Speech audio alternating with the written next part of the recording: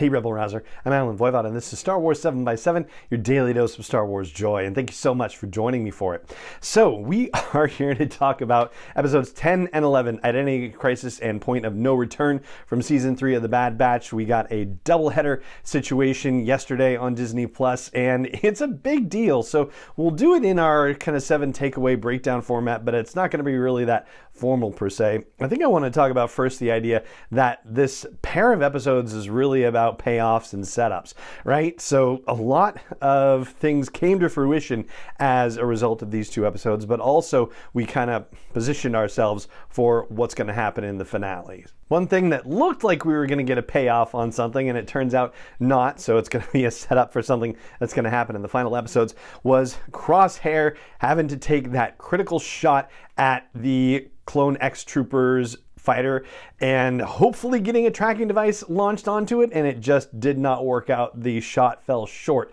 And so we've been leading up to Crosshair kind of getting his groove back, and it didn't quite get there when it seemed to be needed the most. So hopefully there's going to be another we really need it now kind of moment in the last 4 episodes of the show. Then we've got Emery Carr, and they were kind of giving us the idea that there was a possibility of a turn for her at the beginning of the season, that she might ultimately decide to go against Dr. Royce Hemlock and the rest of the folks at Tantus. And now we have given her the prime reason to, with her discovery of what's happening with the M-Count experiments. She's already said to Nala Se that the kids don't belong there and need to be released. And Nala Se has said, like, you know, you actually kind of have the power to be able to help with that, which Emery thought she didn't. So now Emery's wheels are turning. So when Omega gets back to Tantus, she's not going to have Crosshair to help, but she is probably going to have Emery Carr to help. And as much as we set up a success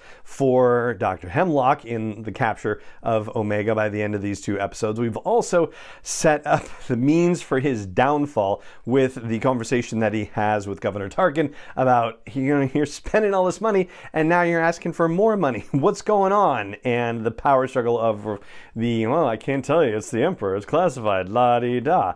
And Tarkin threatening him and saying, like, yeah, if you don't get results, then your operation's going to be done, and so are you for that matter. And like we've said before, if there's any person that can be a fall guy, a villain that gets defeated by the end of the Bad Batch, and for it to have any particular meaning, for it to have impact for the series finale, it has to be Hemlock. He has to meet his end in some fashion. We've also set up a situation where it's going to be all hands on deck to try to re-find Omega. Now, it's not going to be as difficult as it might have been because the Bad Batch already narrowed things down to a sector, right? So there is, a smaller haystack that they get to search, comparatively speaking. And now we have a reason to bring Phee Genoa into the mix, possibly Saj Ventress coming back, of course Rex and Echo and any other clones that they can muster. And they'll have to do it without the services of the Havoc Marauder,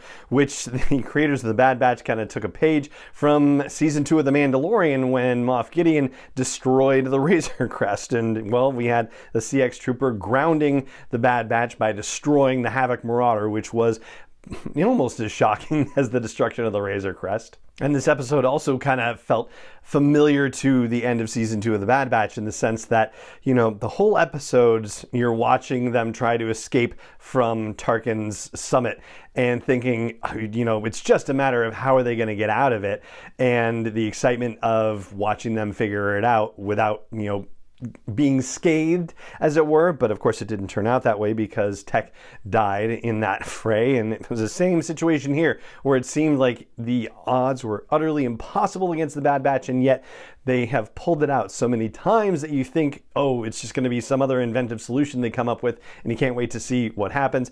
And no, actually, it doesn't work out that way. And this is just another sign of how the Bad Batch storytellers have actually been delightfully going against expectations in their storytelling throughout the series. And that's kind of also the way it's been with the episodes themselves. I mean, it's kind of a surprise that they haven't had, goings on at Tantus mixed in with goings on with the Bad Batch, like that they haven't had the episodes show a little bit of everything in each episode. They've been very contained in that regard, right? The episode Identity Crisis takes place entirely on Tantus. And the Point of No Return episode has sort of a bit of a prologue that happens off of Pabu, but then immediately the action jumps to Pabu and it's there for the whole time. So here we are with those episodes down. We only have 4 episodes left, and the creators of the Bad Batch have set up basically a frantic run to the finish. There's one thing in trailers that we haven't seen yet, which is a scene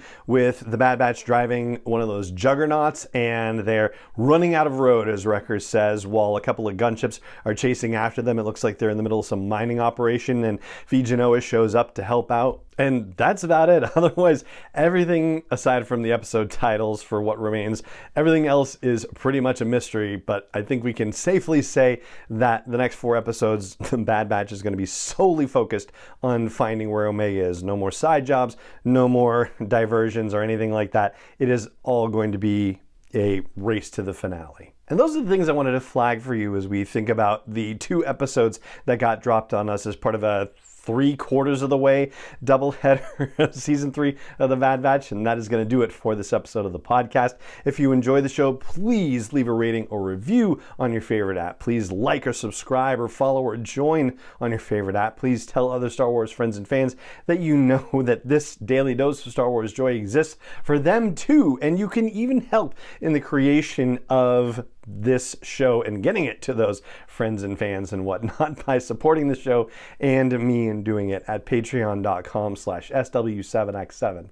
And it just remains for me to say thank you so much for joining me for this episode as always, and may the Force be with you wherever in the world you may be.